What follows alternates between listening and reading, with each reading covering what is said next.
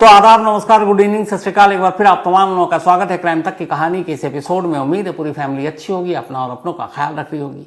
आज की कहानी सुनाओ उससे पहले वो तस्वीर जिसका इंतजार पूरी दुनिया को था। 4 एस्ट्रोनॉट सुनीता विलियम, जिनमें से एक सुबह 3:27 इंडियन वक्त के हिसाब से फ्लोरिडा के समंदर में वो जो कैप्सूल था जिसमें बैठकर वो आई, वो लैंड किया। आसपास में तमाम नासा के लोग थे और उसके बाद उस कैप्सूल से एक एक कर चारों एस्ट्रोनॉट यानी अंतरिक्ष यात्री बाहर आते हैं।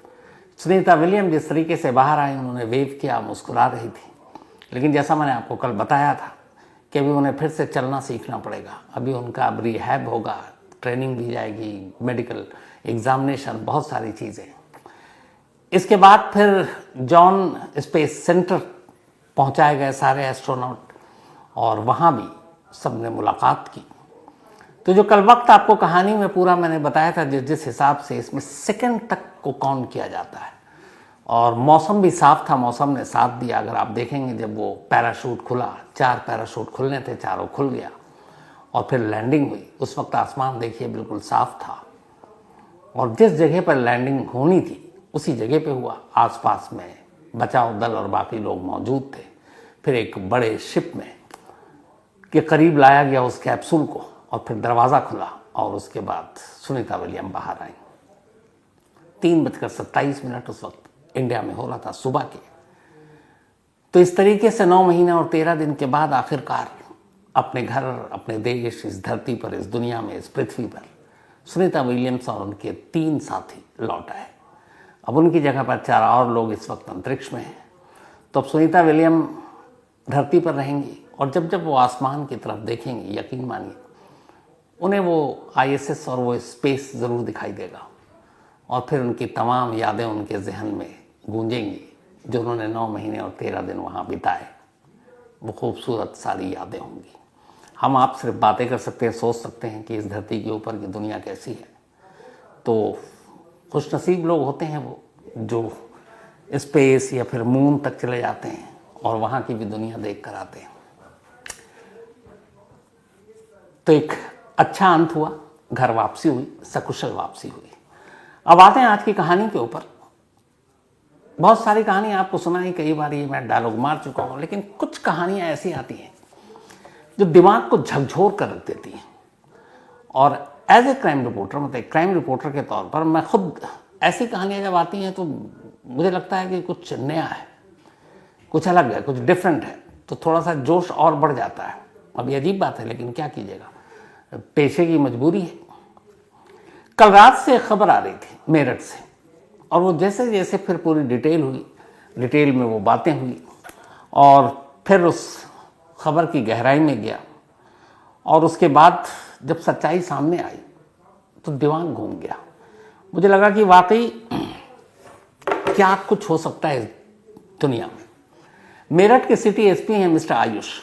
फिर उनसे मेरी आज बात हुई, लंबी बात हुई, और जो उन्होंने डिटेल बताई ना, चौंकाने वाली डिटेल। एक अजीब कहानी है। इस कहानी की शुरुआत होती है इस ड्रम से। ये नीले रंग का प्लास्टिक का ड्रम है। आमतौर पर लोग घरों में पानी रखने के लिए इस ड्रम का इस्तेमाल करते हैं। इस ड्रम को पहले एक घर से निकाला गया, वो घर ये है। फिर इसके बाद इसको एक टेम्पो में डाला गया, टेम्पो से ये ड्रम सरकारी मुर्दा घर ले जाया गया। अब ड्रम बहुत ज़्यादा भारी, न टूट रहा था न खुल रहा था। पुलिस वाले की मजबूरी, मैकेनिक को बुलाया, फिर मशीनें मंगाई गई और आखिरकार सरकारी मुर्दा घर के एक कंपाउंड के अंदर इस ड्रम को काटा गया। जब काटा गया तो अंदर सीमेंट जमा हुआ था। फिर उन सीमेंट के टुकड़ों को काटा गया। जब उनको काटा गया तो फिर 3 टुकड़ों में सौरभ नाम का एक नौजवान, जिसकी उम्र 29 साल है, वो उस ड्रम से बाहर आता है 3 टुकड़ों में। अब ये पूरी जो कहानी है, कुकर में, फ्रिज में, तमाम लाशों की आपने कहानियां सुनी अलग अलग तरीके की। ये ड्रम वाली कहानी है। इस कहानी के पीछे की साजिश और इस कहानी में एक अंधविश्वासी की एंट्री इस कहानी को अजीब बना देती है। खुद आज जब मेरठ पुलिस के एसपी सिटी प्रेस कॉन्फ्रेंस कर रहे थे तो ऐसा लग रहा था कि वाकई वो कोई कहानी सुना रहे हो। इस कहानी के कुल 3 किरदार हैं, एक पति है, एक पत्नी है और एक प्रेमी है, और गलती से प्रेमी अंधविश्वासी है। कहानी की शुरुआत होती है 2016 से। 2016 सौरभ नाम का एक शख्स मर्चेंट नेवी में था, मेरठ में रहा करता था। 2016 में एक दिन मेरठ में उसकी मुलाकात मुस्कान नाम की एक लड़की से हुई। मुस्कान को देखते ही उसको प्यार हो गया। फिर मुस्कान की उससे दोस्ती हुई, मुस्कान ने उसका प्रोफाइल देखा, मुस्कान को भी प्यार हो गया। अब दोनों शादी करना चाहते थे, लेकिन सौरभ के घर वाले इस शादी के लिए तैयार नहीं थे। लेकिन मुस्कान और सौरभ बहुत आगे निकल चुके थे। उन दोनों ने घर वालों की मर्जी के खिलाफ जाकर शादी करने का फैसला किया और 2016 में शादी कर ली। शादी के कुछ वक्त के बाद सौरभ वापस लंदन चला गया, क्योंकि वो वहीं पोस्टेड था। फिर लंदन में रहा, फिर वापस आ गया, लेकिन बाद में पता चला कि वो नेवी मर्चेंट नहीं बल्कि लंदन में कुछ और काम करता है। खैर, ये चलता रहा सिलसिला। 2016 से 2019 आ गए, 3 साल हो गए इन दोनों की शादी को। इस दौरान में एक बेटी हुई। अब चूंकि सौरभ ने अपने घर वालों से रिश्ता तोड़ लिया था इस शादी की वजह से, वो मानते भी नहीं थे। जब बेटी हुई तो थोड़ा सा घर वालों का रिश्ता जोड़ना शुरू हुआ। लेकिन अब घर वाले से अलग था, तो वो एक किराए के मकान में रहता था मेरठ में। वही मकान है जहां से ड्रम निकला। फिर सौरभ वापस चला गया। उसका आना जाना ज़्यादातर साल में करीब 9-10 महीने वो बाहर रहता, 2-3 महीने मेरठ में रहता।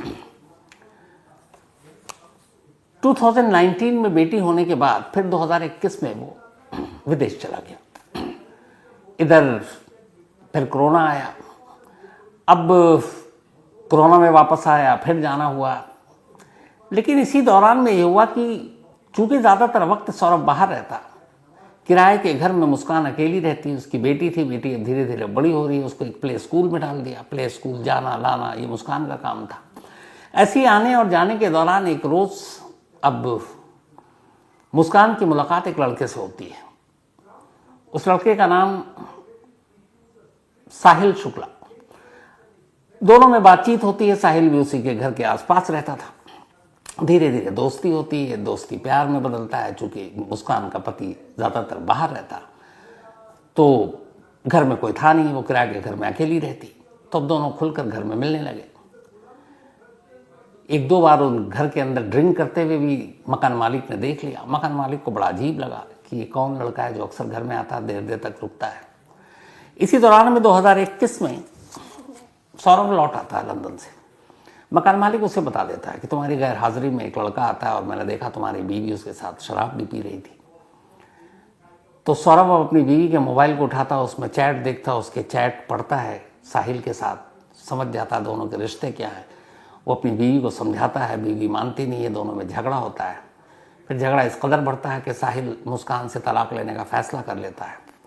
और इन सारी चीज़ों को करते करते 2023 आ जाता है। 2023 में वो वापस लंदन चला जाता है।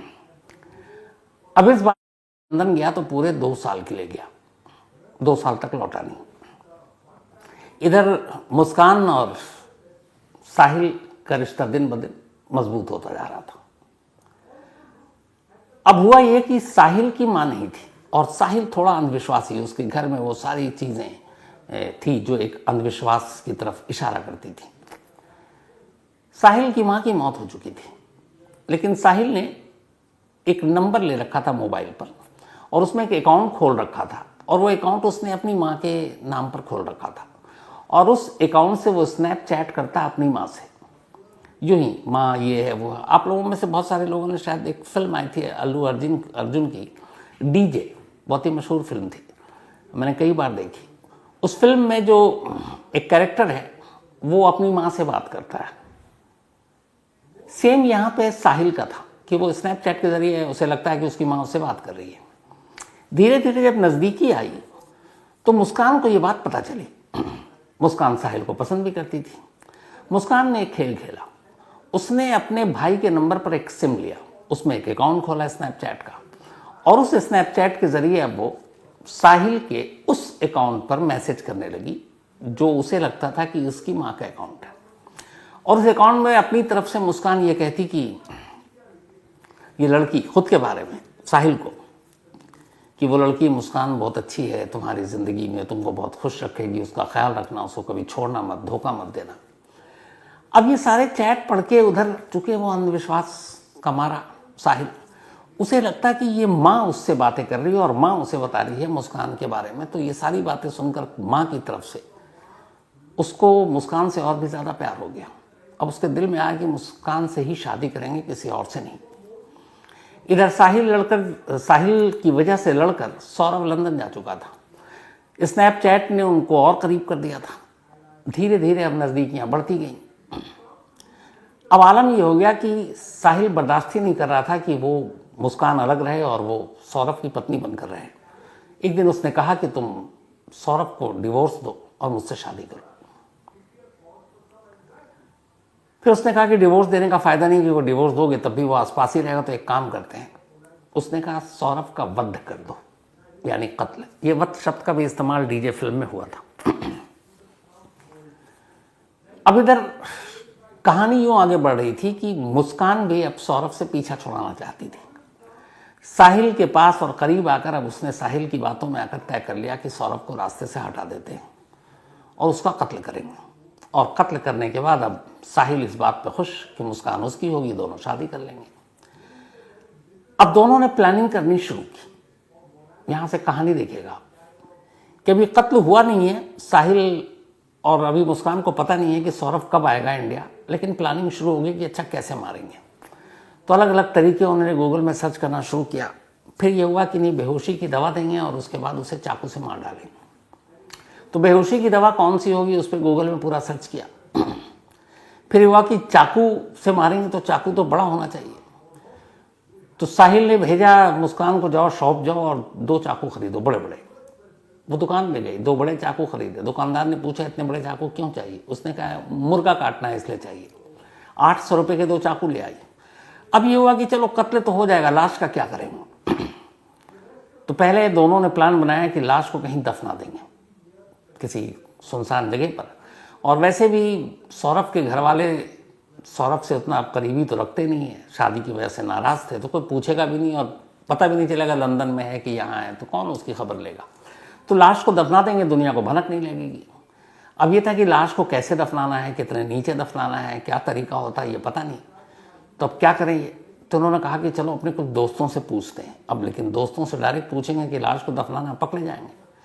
तो उन्होंने अब दोस्तों से पूछना शुरू किया कि ये बताओ कि जो पूजा सामग्री होती है, बहुत सारे ऐसे जगहों पर जहाँ आपके किनारे गंगा यमुना नहीं है, तो लोग पूजा की सामग्री का अपमान न हो उसे ज़मीन में गाड़ देते हैं। तो दोस्तों से पूछना शुरू किया कि पूजा सामग्री को कैसे गाड़ते हैं। तो उन्होंने बताया कि बस ऐसे गड्ढा खो तो डाल दो। उसने कहा नहीं, अगर ज़्यादा गहराई में डालना हो। उन्होंने कहा कि इतनी गहराई में जाने की ज़रूरत क्या है। तब इन्होंने ऐसे ही पूछ लिया कि अच्छा लाश को गाड़ने में कैसे तरीका क्या होता है। दोस्तों ने फ़ौरन भांप लिया। उन्होंने कहा तू पागल है क्या, इस तरह की बातें कर रहा है। फिर ये डर गए कि कहीं दोस्त खुलासा ना कर दें। इन्होंने लाश को दफनाने का आइडिया ड्रॉप कर दिया। और इसी के बाद एक नया आइडिया आया कि क्यों ना एक ड्रम खरीदते हैं, ड्रम में लाश के टुकड़े डालते हैं और उसके बाद सीमेंट का घोल डाल देंगे, ड्रम पैक, कभी पता ही नहीं चलेगा। तय हो गया। अब सब कुछ तय हो गया, चाकू खरीद कर ले आए। अब सौरभ का इंतजार। 25 फरवरी को मुस्कान का जन्मदिन होता है। तमाम लड़ाइयों के बावजूद सौरभ मुस्कान से प्यार करता था। तो अपनी बीवी के जन्मदिन पर खास लंदन से वो मेरठ आया और उसने मुस्कान को बताया कि मैं 24 फरवरी को पहुंच रहा हूं। 25 को जन्मदिन था, साथ मनाएंगे पति पत्नी और बेटी। तो ये बात मुस्कान ने साहिल को बताई कि 24 फरवरी को वो आ रहा है। दोनों ने तय कर लिया कि ऐन मुस्कान के बर्थडे के दिन यानी 25 फेब 25 फरवरी को ही सौरभ को मार डालेंगे। प्लान ये हुआ कि बेहोशी की दवा सौरभ की शराब में मिलाएंगे, उसे पिलाएंगे और जब वो बेहोश हो जाएगा तो उसे चाकू से मारेंगे। दोनों तैयार। अब 25 फरवरी को मुस्कान का जन्मदिन मनाया जाता है। रात हुई। अब शराब में उसकी बेहोशी की दवा मिला दी गई है, लेकिन सौरभ शराब पीने से इनकार कर देता है, कहता आज मैं नहीं पीऊंगा। अब मुस्कान की सारी साजिश नाकाम हो जाती है, क्योंकि बेहोशी की दवा उसी शराब में थी जिस शराब को उसने पीने से मना कर दिया। अब ज़बरदस्ती पिला नहीं सकती थी, इसलिए ये पहली कोशिश नाकाम रही और सौरभ बच गया। अब जब बच गया तो अगले दिन फिर साहिल और मुस्कान मिलते हैं कि अब क्या करें। तो उन्होंने मौत की अगली तारीख चुनी, 3 मार्च। 3 मार्च इसलिए चुनी क्योंकि सौरभ और मुस्कान की बेटी का एग्ज़ाम था 2nd क्लास का और 3 मार्च को लास्ट पेपर था जहाँ वो थी स्कूल में। और पेपर के बाद मुस्कान अपनी बेटी को अपनी माँ के पास भेजना चाहती थी ताकि घर में सिर्फ पति पत्नी रहे और कोई हो ना। 3 मार्च की तारीख चुनी गई। 3 मार्च को एग्ज़ाम ख़त्म हुआ।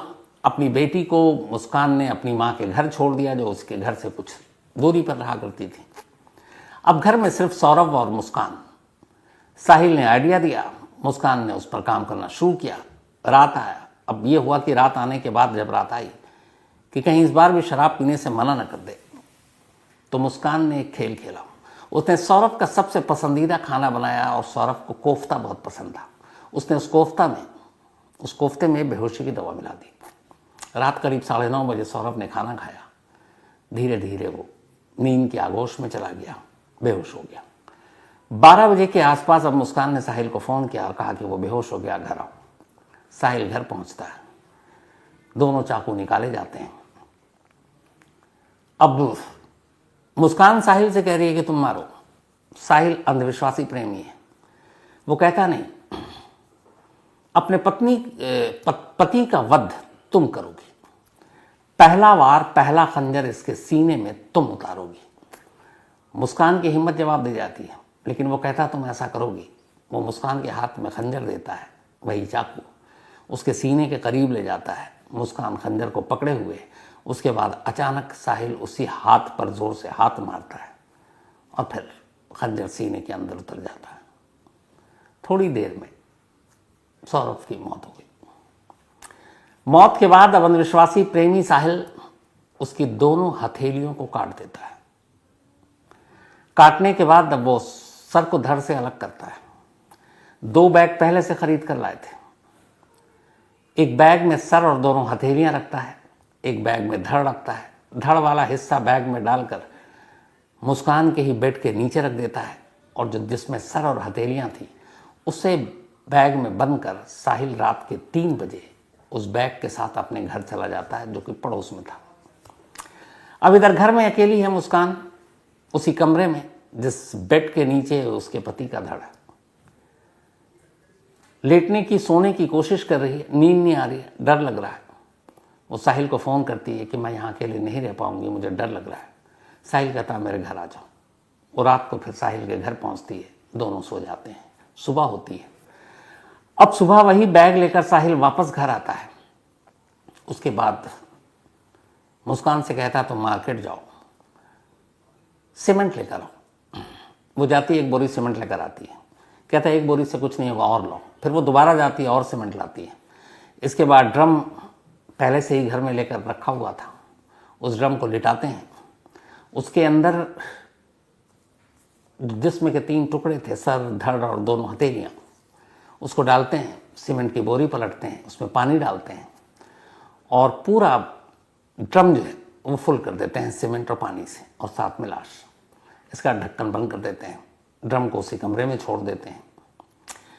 फिर ब्लैंकेट से वो ब्लीच का ऑर्डर करते हैं, करीब 10 किलो का। वो मंगाते हैं, पूरे घर की सफाई करते हैं।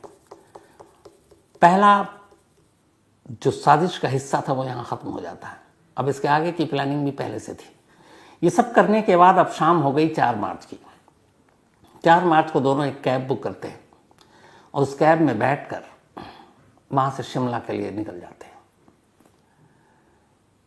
मुस्कान को मालूम था कि उसके सौरभ के घर वालों को पता है कि वो लंदन से आया हुआ है, तो सौरभ और वो शिमला घूमने चले गए हैं, क्योंकि वो बहुत दिन बाद, 2 साल के बाद आया था वो इस बार।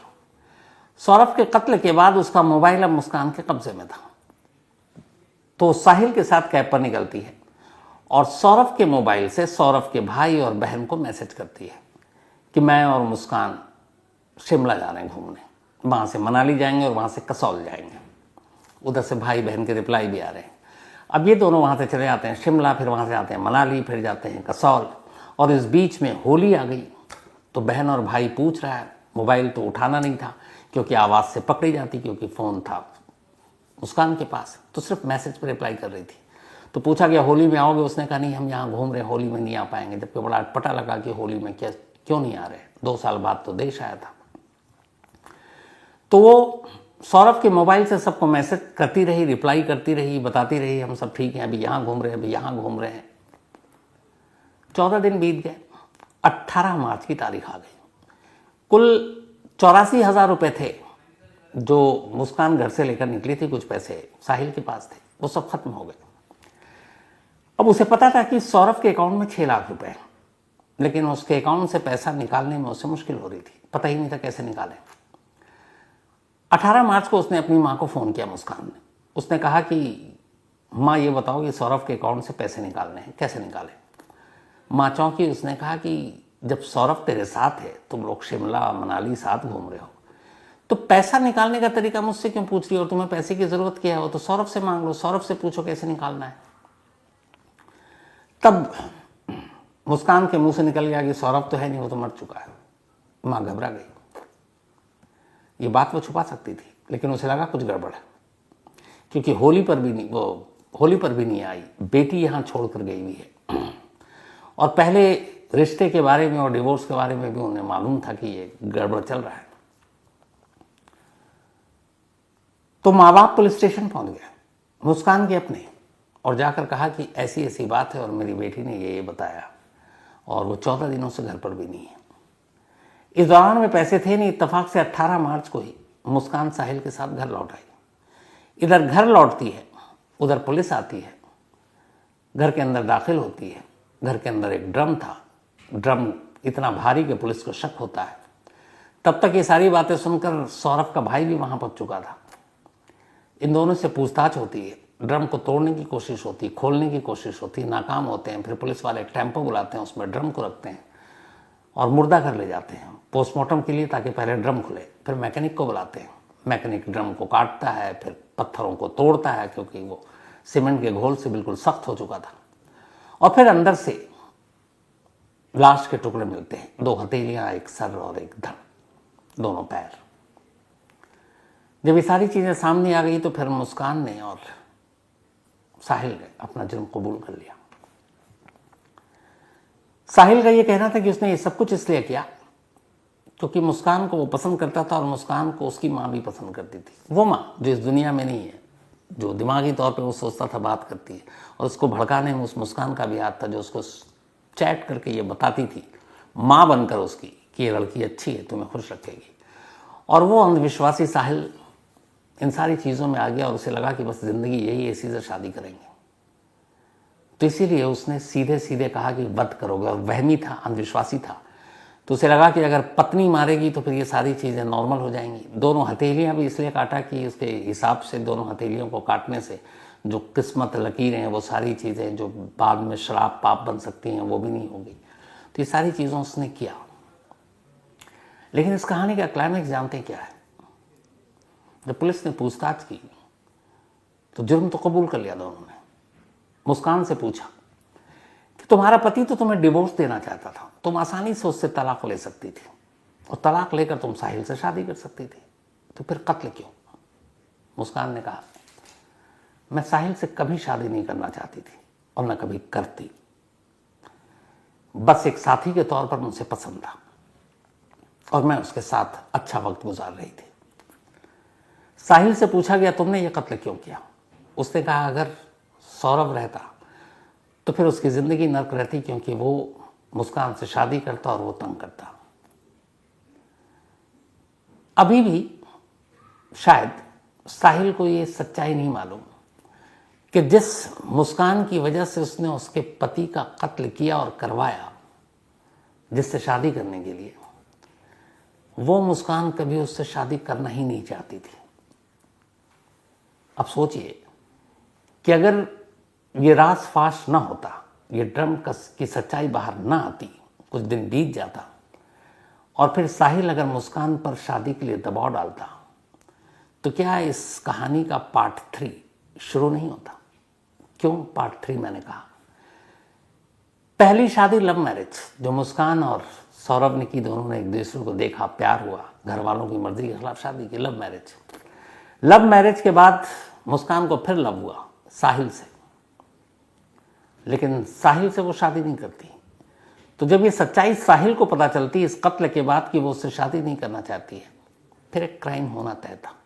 इसीलिए मैंने कहा कि शायद मुस्कान पार्ट 3 भी हो सकता था, लेकिन उससे पहले इस कत्ल का राज फाश हो गया।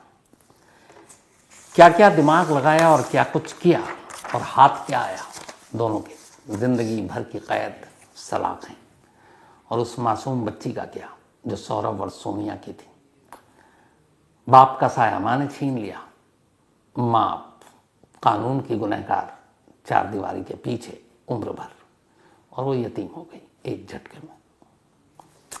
इसीलिए कहते हैं बुरे काम का हमेशा बुरा नतीजा होता है। लेकिन काश क्राइम करने से पहले अगर हर कोई ये सोच ले, क्राइम रेट अचानक गिर जाए, लेकिन सोचेगा कौन।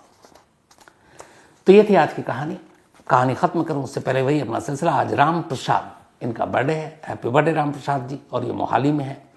साथ ही महावीर जाधव का भी आज जन्मदिन है, तो हैप्पी बर्थडे महावीर भाई। और ये अहमदाबाद के हैं, वैसे रहते यूएसए में हैं।